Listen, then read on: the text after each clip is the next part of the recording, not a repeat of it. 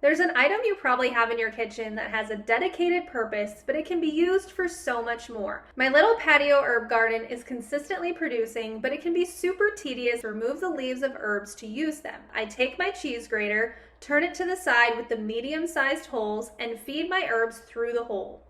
Because a cheese grater is meant to shred, it's great for shredding more than just cheese. I like to shred a full bar of Irish Spring soap with the large side of my cheese grater, then sprinkle it along my windowsills to help keep flies and other bugs away. The added bonus is that it makes the room smell great. After your cheese grater has put in the work, it's often pretty dirty and tough to clean.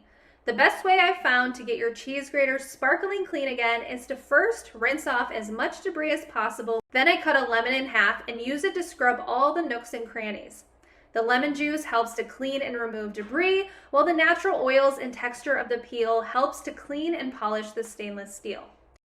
For this project, I started by spray painting the grater with an off-white spray paint meant to adhere to metal. Once the paint was dry, I found the perfect spot in my kitchen, added a hanger to the wall, then hung it upside down using the large hold side. I hung a cute tea towel to the handle and added some wooden utensils to the top. Now I have a cute piece of upcycled wall decor perfect for my kitchen. To start this project, you'll need some empty, used cans. The first thing we're going to do is remove the labels from the cans. Most of the time, this is a pretty easy process. Now that we have the water and ice inside of them, we're going to go ahead and place them into the freezer until they're frozen solid. Okay, here's a quick look at them frozen, and now we're ready for the next step. Now I've placed a protective towel just down to cover my surface, and I'm going to be using gloves because they're awful cold to hold. So I'm going to place the first can sideways onto the mat. And next we're going to pick a design. Now there's a few ways to do this. You'll want to clean a little bit of frost off your can so you can see it. That happens once you pull it out of the freezer. And then I like to use a dry erase marker, and then you can just start tapping what you want your design to be around. And I like to work in the indents. So the first thing I have here is a punch and a hammer. You could also use a nail, but you're just gonna basically give it a little tap to create an indent in each spot that you made a mark. Now it can get a little tricky because it likes to slide, so if you want to use a rubber mat or something like that to kind of help hold things in place, you can definitely do that. Now that I have the little indents in each of these, we're ready for the next step. Now remember, if you want, you can just use a nail and punch all the way through and skip this next part. So for this next step, I'll be using a drill, and I've used a small drill bit that will fit into each of these little indents. Now I just place the drill into the can, and I will continue doing this to all of the holes, drilling in. And again, like I said, if you don't want to use a drill, you can use a nail and it will do the same thing.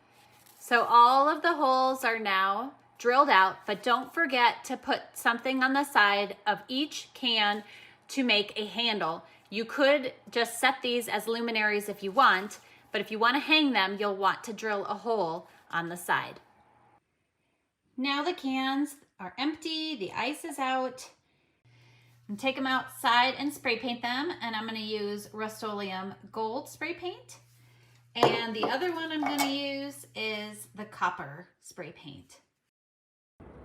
Now that they're all painted, we're going to go ahead and let them dry. Now that the paint's dry, I'm going to focus on the center part of the heart. I'm going to be using Waverly chalk paint in the color Plaster. So focusing on the center of the heart, I'm going to go ahead and take my paintbrush and start painting inside the heart. And this might take a couple coats, but I'm just going to go around with the paint. I'll get the first coat on, let it dry according to the package instructions, and then I will go ahead and paint a second coat if it needs it. I'll be doing this to both projects. Now that they're dry, it's time to put on a handle, and I'm gonna be using some jute or twine cord. I'd rather go extra long, so I'm gonna go ahead and cut a first piece off, and then I'm gonna match it with a second piece, like so. Then I'm going to place a knot on one end and get it good in there, and then a knot on the other one, like so. I'm going to cut off the excess. Now I'm going to carefully take one end and thread it through one of those side holes till the knot is on the end. Then I'm going to loop it around, stick it into the other hole, and then I'm going to pull it till I get it about the length I want. And then I'm going to pull it up a little bit, and I'm going to go ahead, place a knot in it, tighten it up, cut off the excess, and then pull it back out. So I have these little hooks on my front porch, and I'm going to be hanging them on there to light up our porch. Don't throw that old yoga mat away. Do this instead. Cut a larger piece of yoga mat and place it on your floor. Use it as a mat for your pets. Grab a little yoga mat scrap and cut it. Fold it in half and hot glue the entire thing closed. Make a hole on one end of this little piece. Put a keychain through that hole. This little piece will help your keys float when in water. Cut a piece of yoga mat and wrap it around a travel mug to know what size you need. Place 2 Velcro dots on either end so that it will wrap around your travel mug and close. This will protect your hands from the heat. Grab a keyboard, measure the length and width that you need, cut that piece out, and then hot glue the entire piece closed.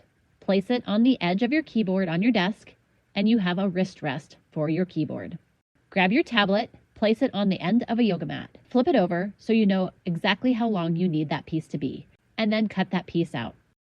Fold the piece in half so that the fold is on one side, and glue the sides on either side of the fold. There will still be an opening at the top, and this is where you can slide your tablet in and out of the case. Now you have a carrying case for you. Cut a larger piece of yoga mat and fold it into thirds. Hot glue the entire thing closed. Place it outside on the ground to protect your knees while gardening. Grab a picture frame, measure the back side onto a piece of yoga mat, and cut it to size. Place it on top of the backing, put it back into the picture frame, and close it. Place it somewhere in your home and use push pins and notes, and you've got yourself a mini bulletin board.